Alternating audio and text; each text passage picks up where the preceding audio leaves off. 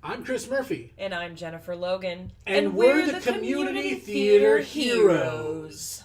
We host a weekly podcast where we interview theater companies, actors, casting directors, playwrights, composers, and other theater artists to give our listeners helpful advice, tips, and insight for their own careers. And life in general, because we believe that live theater has the power to make the world a better place.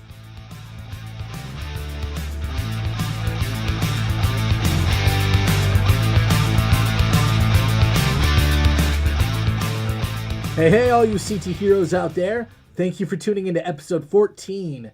In this episode, we interview the incredible Casey Cooper. Casey is an actress, an improviser, an improv coach, and instructor. She's one of the announcers of the Rose Parade, and also she's the director of Magenta Theater's upcoming production of Boeing, which opens up next week on June 15th. Casey shares some really great nuggets of wisdom in her interview, including her mantra of following the next scary thing. Hope you enjoy the episode.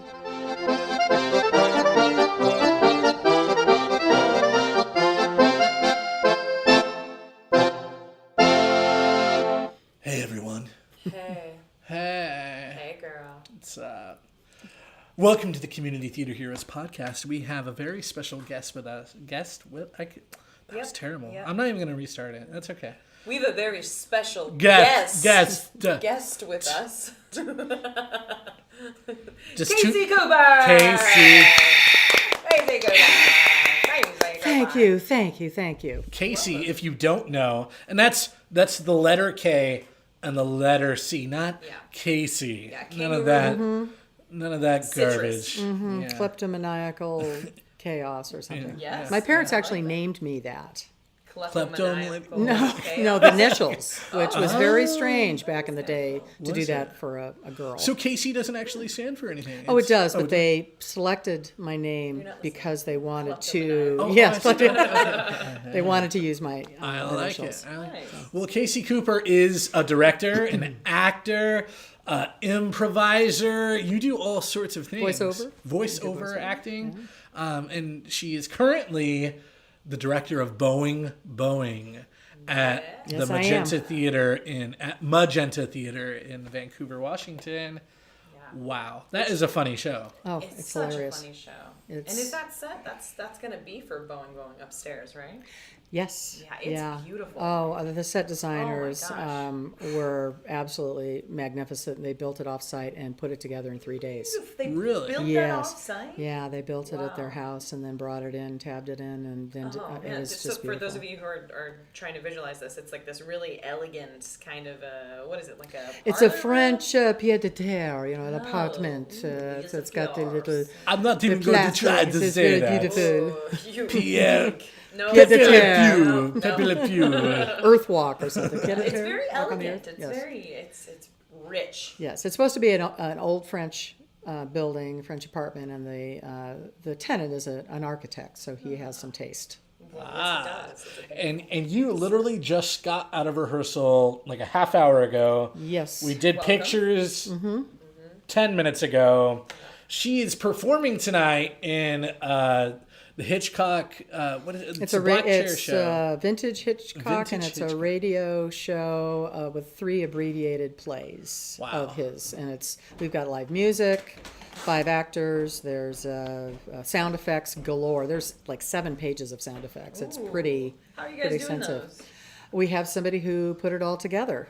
Are they like on the microphone doing it? Yeah, no, it's not microphone. It's all pre-recorded. And played. Canned. That's cool. So a lot of crazy things are happening, and you're super busy, but we're so appreciative that you are willing to take time out of your crazy day. I'm delighted that you're doing this podcast. I think it's really needed. Thank you. No, really, it's wonderful. Thank you. A couple of people have said that, so that means a lot to us. But enough about us. We want to talk about Casey Cooper. Dang, I was trying to move it over, talk about it. I know, you were trying, but we just sent it right back. Master deflector. This one. So why don't we first hit on what is your origin story? We like to ask some of our guests that, like, what brought you into this world of theater? Well, I actually, it goes back a little farther than me just, volunteering at this theater, and went back to September 11th. And it was in November after September 11th, and I was driving to work. And on the way to work, I heard Les Sarnoff say, Burt Bacharach is holding auditions for people to sing backup for him when he's playing with the symphony. And I went to work and I thought about it and I went, life can change like that. Yeah. So I went down at lunch and there were like 200 people milling about and we all had to sing 8 lines of What the World Needs Now. And I sang my, 8 lines and they picked 16 of us to back him up. And he liked it so much, we ended up doing all his shows. Wow. It was 90 seconds on stage, and that was it. But I got to hear his show every night. It was wonderful. And I made a vow to myself that I would try something new and different and scary every year. So I call it the next scary thing. Wow. So I immediately got into improv after that. That was in the early turn of the century. It's a very scary thing. And then I was invited to come up here and be a part of the Magenta Improv Theater. And somebody at the theater invited me to audition for Over the River and Through the Woods. And I said, well, I haven't really auditioned for a play or been in a play since high school. But she says, I think you ought to do it anyway. So I did. And I got cast in the role of Emma. And it was such a sweet play and wonderful. And I loved it that I went, okay, that's the next scary thing for this year.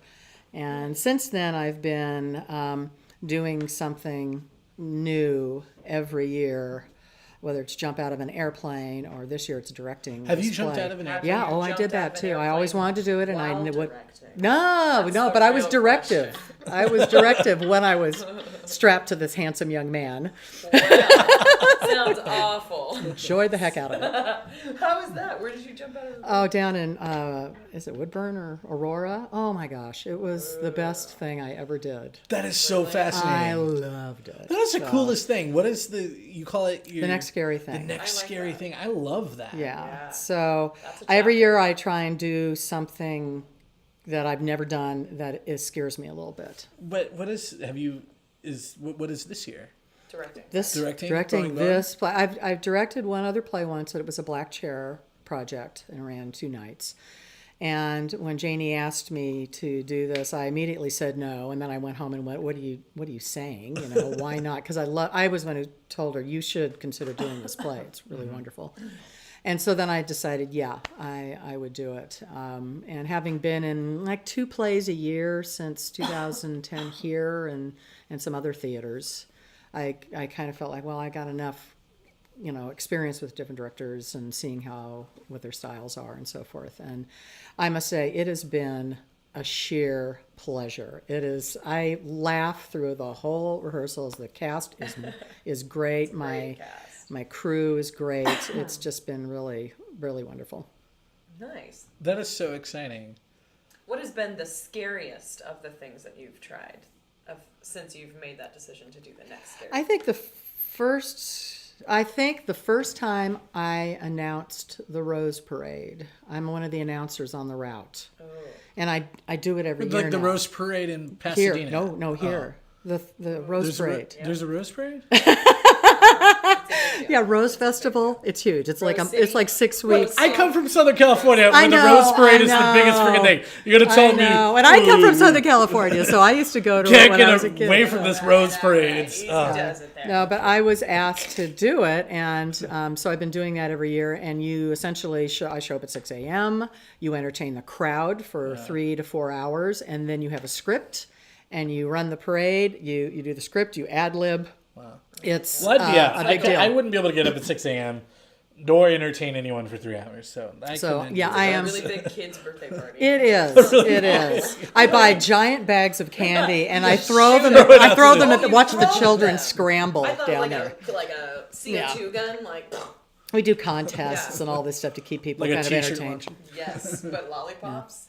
The injuries were horrible. It's like, oh my God, my eye. Why did we choose Gobstoppers? I said the one with the native was good luck. Who chose rock candy. Exactly. Exactly. Takes the rainbow. Pop rocks on a rainy day. That's great. Pop rocks on a rainy day. The pop rock grenade. Shake up the Sprite.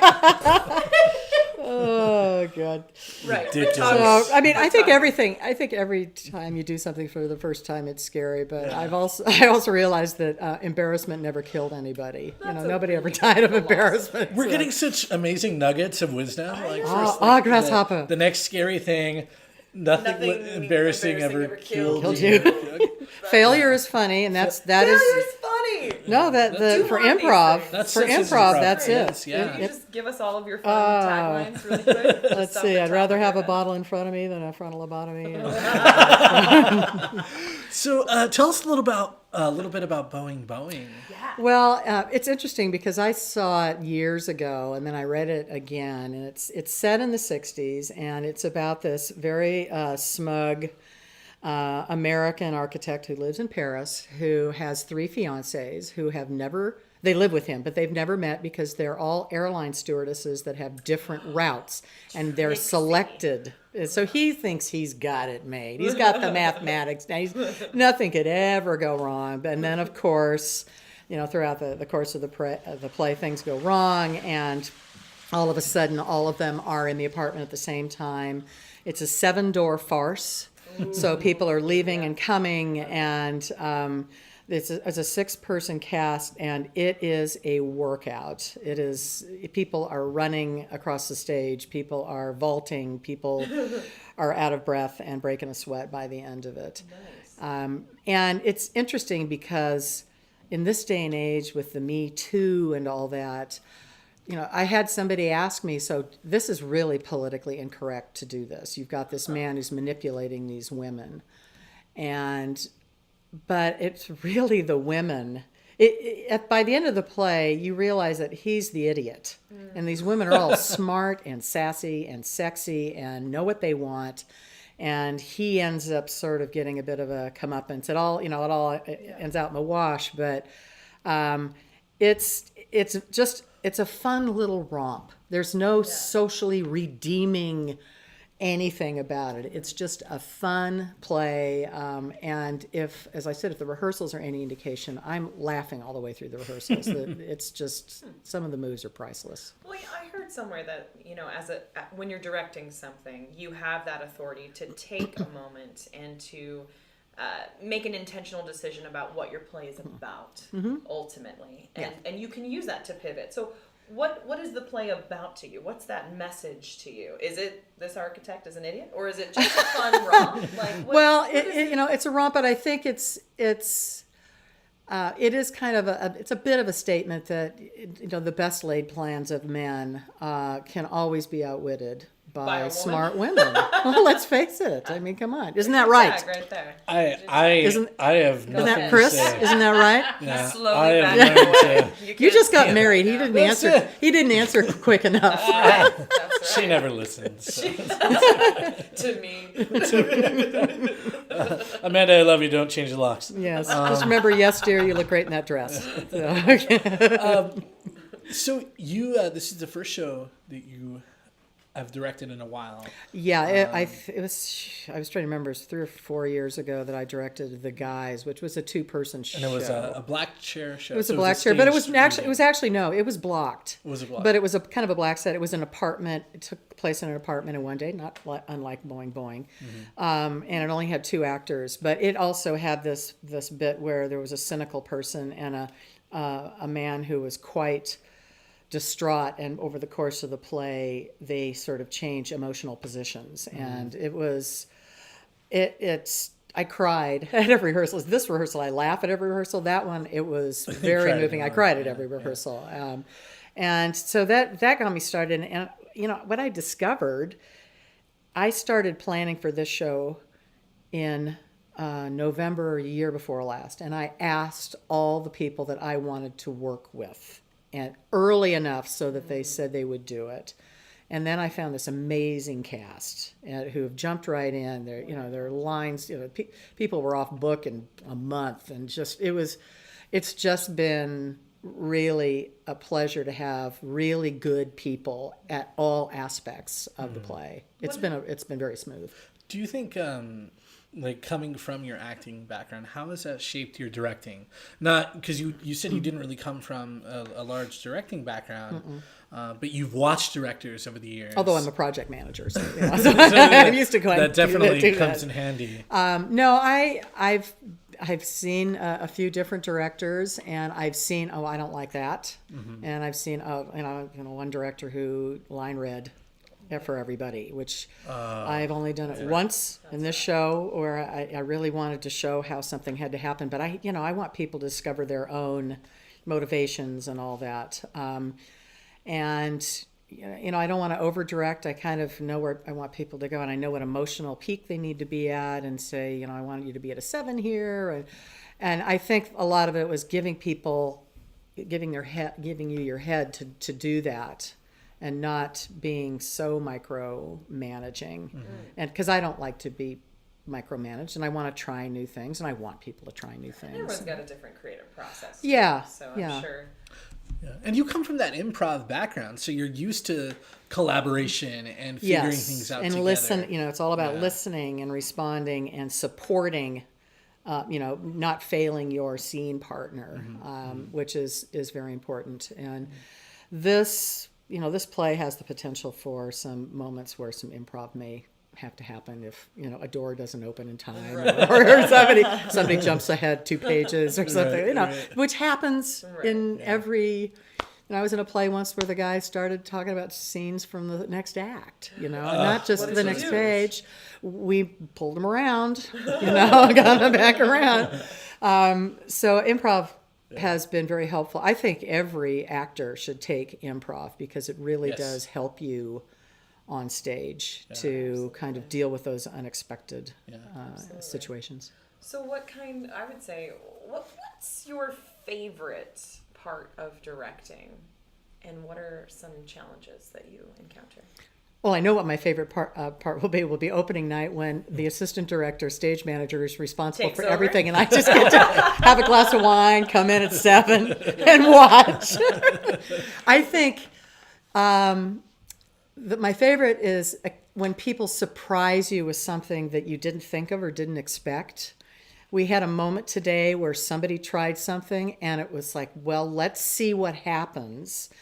And then we said, well, if you do this here and you do this here, and it ended up being this just brilliant thing. You probably heard us laughing upstairs at the point, because we were just, oh my gosh, this was a great idea that an actor had that I didn't think of, that will come around and be a brilliant piece in the production. That's great, because I've worked with some directors in the past where, if it's not their idea, or they didn't really come around to it themselves, like, they may not really be receptive to it. Like, there might be this like ego thing, maybe like, I don't know, I'm the director, like, well, I think the director has to make the final decision, but as far as style, I'm a Leo, and I'm an extrovert, and I'm collaborative. I like to bounce ideas off people, and what about this, and then I'll mull it over and say, okay, let's do it this way.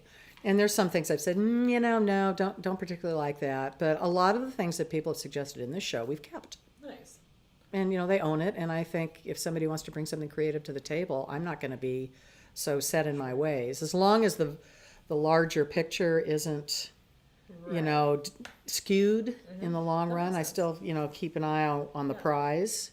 And what's some of those struggles too? Like, what would you, in terms of newer directors or first-time directors or directors getting started out, how do you kind of overcome some of the challenges that you face?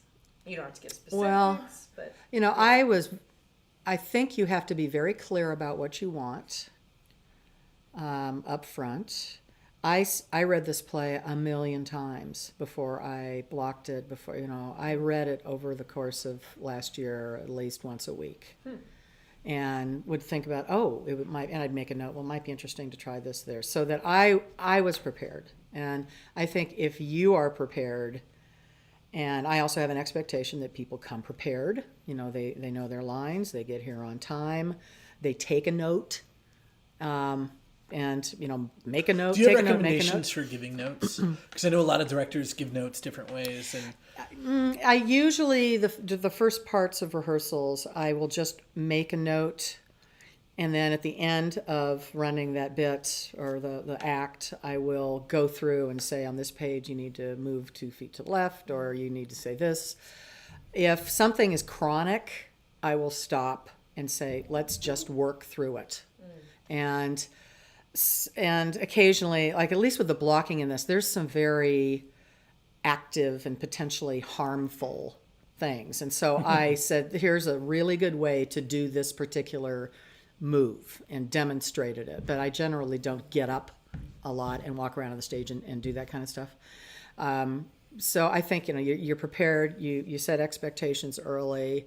You don't belittle people.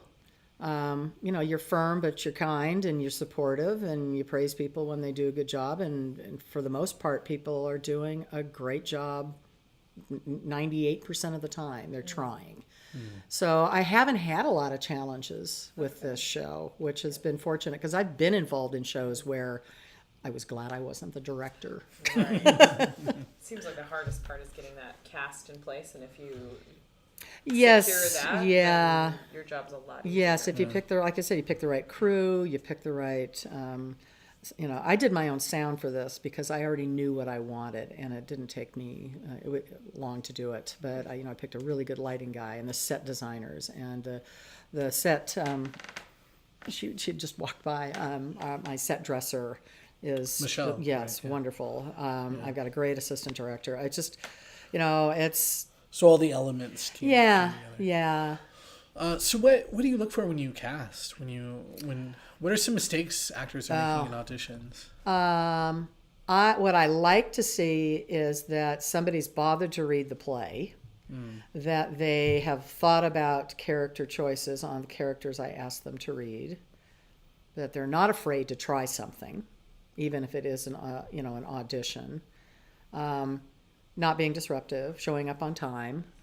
I just, being professional, having a headshot, having a fill out the form, all of it, including the days you can't be at rehearsals. Because there was somebody I was interested in casting, and then after talking to her, it turned out not going to be around for 3 weeks during the rehearsal period, but it wasn't on the form. When I was first starting out, like right after college, I remember I would always just, on conflicts, none. I'd write none. Even though I knew I probably did have conflicts. And I think it was like an insecurity. If I put conflicts down, they're not going to cast me. Yes. And I think that's a worry a lot of people have. Like, I can't list my... Now I'm as detailed as possible if I have conflicts. Yeah, because if they like you, they'll move. Yeah. I mean, I got everybody's conflicts, and I arranged the schedule around them. And it was nice that we didn't have a huge number of conflicts. But to have your heart set on somebody and then find out that they weren't all together up front. Right. So being honest, I think being authentic during, be real during your audition. What do you mean by that? Well, tap into the real emotions of something. Don't exaggerate. Don't. So in their performance. Yeah, in their performance, you want to see realism in a play, even a play like. Even a farce. Because the lines are great. Mm-hmm. So you don't really need to add a whole lot over that, because the repartee is so quick and funny anyway that there doesn't need to be a lot of extra, stuff to accentuate it. And often just being more... We have one actor who is deadpan the entire time and frankly is going to steal the show. Every time this person is on stage... you can't stop watching this person. So, and it's very, very low key but very real. She's annoyed the whole time, the whole play. Tell us a little bit about MIT that you're involved with. MIT. Yeah, I started, I think it was 2009 or something. I came up and was invited to, it's a small group. There's only... at any one time between 10 and 15 people. So we play together a lot. We only play 8 shows a year. And that's Magenta Improv Theater. Theater. Yeah. And we sell out. I mean, we have a pretty strong following here. And it's mostly short form, not team-based like comedy sports, although that's where I got my training, among other places. But it's a chance for just another aspect of this theater. So we don't just do, main stage shows and black chairs, but we have improv. There's a wide variety of and we teach workshops. And so I taught a series last year, and we had like 16 people. So I had to close it because I didn't want any more than that. But they were all saying, when are we going to have more? When are we going to have more? And I recommend actors, take it as well. But it's, I like it because there's no homework. There's not, you come and you just listen and respond. And it's always funny and always unexpected, and something that the first time I ever saw, that was another one of the, I have to do this. This is another scary thing, to get up on stage with nothing and go off of whatever somebody gives you as a suggestion or a line. That's terrifying. Well, I find it more freeing than a script because I don't have to memorize anything. Right. But I do know people. I have a friend who does stand up, and she says I'd be terrified to do it. I like to have my stand up script down, but just to be spontaneous is a little Seems a little strange. vulnerable too. Oh yeah, But it's totally vulnerable, but actually, you're not as vulnerable as you are if you, for example, do stand up. Because if you're doing stand up, people expect you to know your shtick. They expect you have a routine. It's 3.5 minutes or whatever the time is. Audiences for improv shows are much more forgiving because they understand you're making it up on the spot, and not everything's going to get hit out of the park. Yeah. Sometimes it's good, sometimes it's, just edit this scene and be done with it. But people are much more forgiving, and they're on your side. If you're doing singing improv, which I think people, amazes singing where improv is the worst and the best. I love it. It's like my favorite thing. Yeah. But people say, can't imagine you get up there and you're making up a song with lyrics on the spot, and they really want you to succeed. So there's the benefit of people really supporting you and also being involved because they're giving you suggestions. It's like they're in on the joke. Like we're experiencing this together. And they provide the suggestions. Yeah. So they're a part of the show. And so it's much kinder than theater is sometimes, or stand-up or other forms. That reminds me of that Anonymous show that we saw. Oh gosh, Anonymous Theater. I would love to do that. And what was so great about it is the entire audience was filled with theater people, and they were all like on the inside joke. Like, this is the first time anyone's ever been on stage together. You've got have you heard of it before? Oh yes, okay. yes, yeah. So sounds the amazing. energy in the audience sounds very similar to what I've seen. When the main guy, Bobby, I think the character's name is Bobby Strong. I think when the woman that came up to play his mother, it was clear that they've known each other for years, and it'd been a while since they'd seen each other, because there was just such a pure, genuine, joyful reaction, like, Mom! Like, it was, and like, just the energy in that theater was delightful. And improv is so the same. Yes. That, went off. And it was great, because everyone was like, oh my God. No, it's a wonderful format. And the improv, it definitely has that audience supporting you and everybody wants you to succeed because they know that you're up against something. Yeah. Well, we're so excited to see Boeing. When does it open? It opens on June 15th. Tickets went on sale today. Where can you get tickets? You can go to magentatheater.com and click on that and pick your day.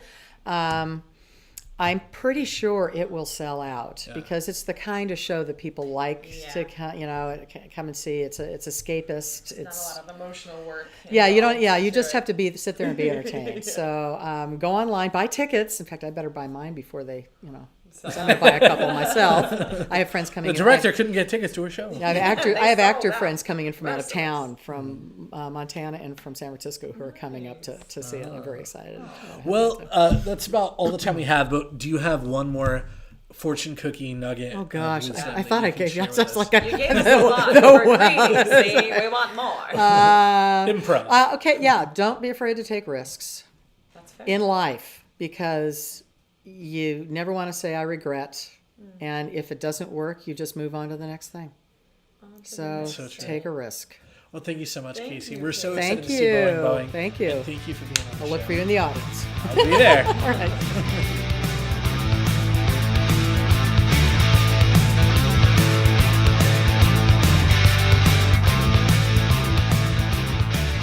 And that's our show. Thank you so much for listening. We also want to give another big thanks to Casey for allowing us to interview her during her crazy schedule, and of course to Magenta Theater in Vancouver, Washington, for letting us record at their space.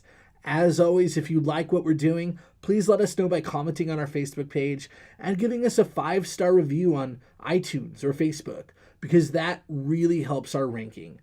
You can also subscribe to our newsletter by going to our website at www.communitytheaterheroes.com. We'll send you information about some of our upcoming shows or auditions, like our Hitchhikers show that just happened in May. You can also go to magentatheater.com to find out how to get tickets to the upcoming show, Boeing, and tune in next week as we interview Johnny Torres, who is one of the amazing cast members of Boeing. Again, thanks so much for listening, guys. See you next time. Well, I guess not really. We don't really see you. So, I guess you will hear us next time. Man, I really shouldn't do this without Jen or Sarah. I'm kind of rambling now. All right, I'm going to go. Bye, guys.